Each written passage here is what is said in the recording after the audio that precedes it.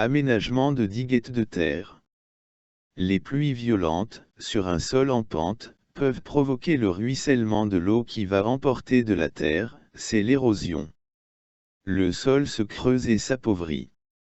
Pour limiter ce ruissellement, il faut aménager des dispositifs qui vont arrêter l'érosion, on parle de dispositifs anti-érosifs.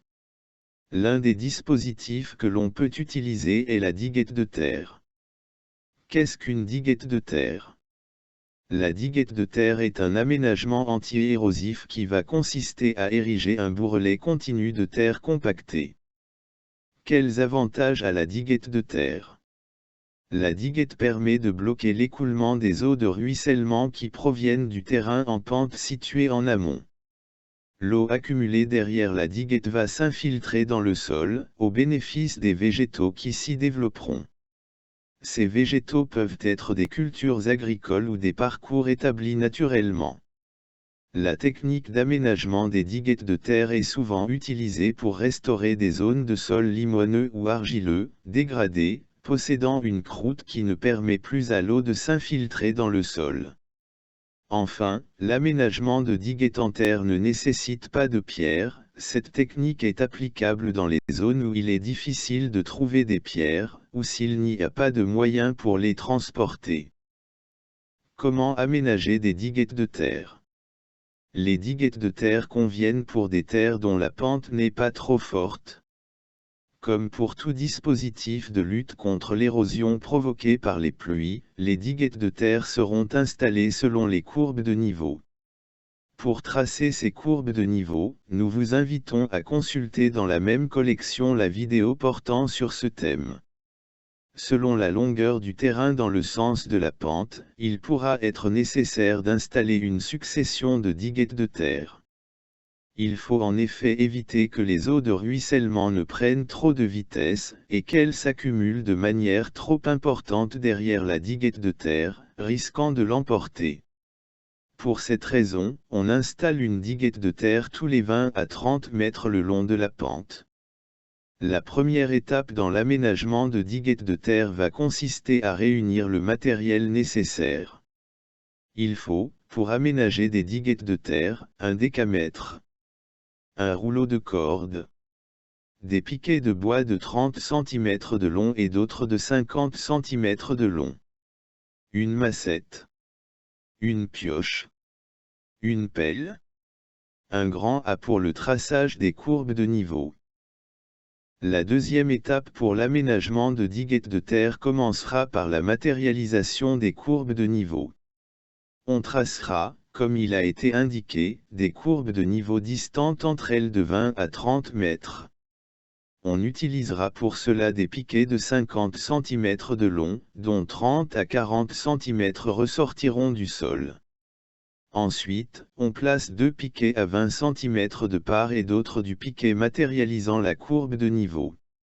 Ces deux piquets correspondent à la largeur de la diguette, qui fera donc 40 cm à sa base. On procède de la même manière le long de la courbe de niveau, puis le long des autres courbes de niveau. La troisième étape à accomplir va consister à installer le gabarit de la diguette de terre, en reliant, à l'aide de la corde, les piquets de part et d'autre de la courbe de niveau, ce qui déterminera l'emprise de la base de la diguette. Pour les piquets matérialisant la courbe de niveau, ils sont reliés par une corde, attachée à une hauteur de 30 cm à partir du sol, cette hauteur déterminant la hauteur que doit atteindre à la fin, la diguette de terre.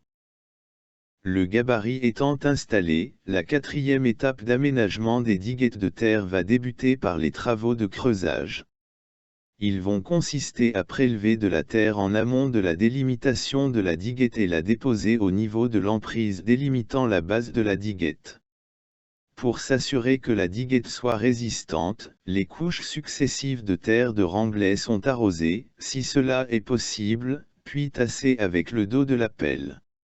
Le déblai de la terre va ainsi conduire à créer un fossé en amont de la diguette, de dimension comparable à celle de la diguette, soit un fossé de 30 cm de profondeur et 40 cm de largeur. Lorsque la diguette a atteint la hauteur voulue, la crête est aplanie avec le dos de la pelle, pour que la diguette soit bien de même niveau tout du long. En effet, si une partie de la diguette se trouve à un niveau plus bas que le reste, lors des fortes pluies, l'eau de ruissellement risque de déborder à ce niveau et de détruire une partie de la diguette. L'aménagement des diguettes de terre se fait de préférence à la fin de la saison sèche. Sur ces vues, nous pouvons observer des chantiers d'aménagement de diguettes de terre. Renforcement et entretien des diguettes de terre. La diguette de terre est assez fragile et elle peut être renforcée de différentes manières. Il est ainsi possible de la renforcer en déposant de grosses pierres à la base amont de la diguette, pour la protéger lorsque les eaux de ruissellement affluent. Il est également possible de fixer la diguette de terre à l'aide de graminées pérennes, comme l'andropogon, qui seront plantées à la crête de la diguette. Enfin, des déversoirs peuvent être aménagés, ceux-ci ont pour but de permettre à l'eau de ruissellement qui s'accumule en excès derrière la diguette, de pouvoir s'écouler sans provoquer de l'érosion. L'entretien des diguettes de terre va surtout consister à colmater les brèches, dès que celles-ci apparaissent.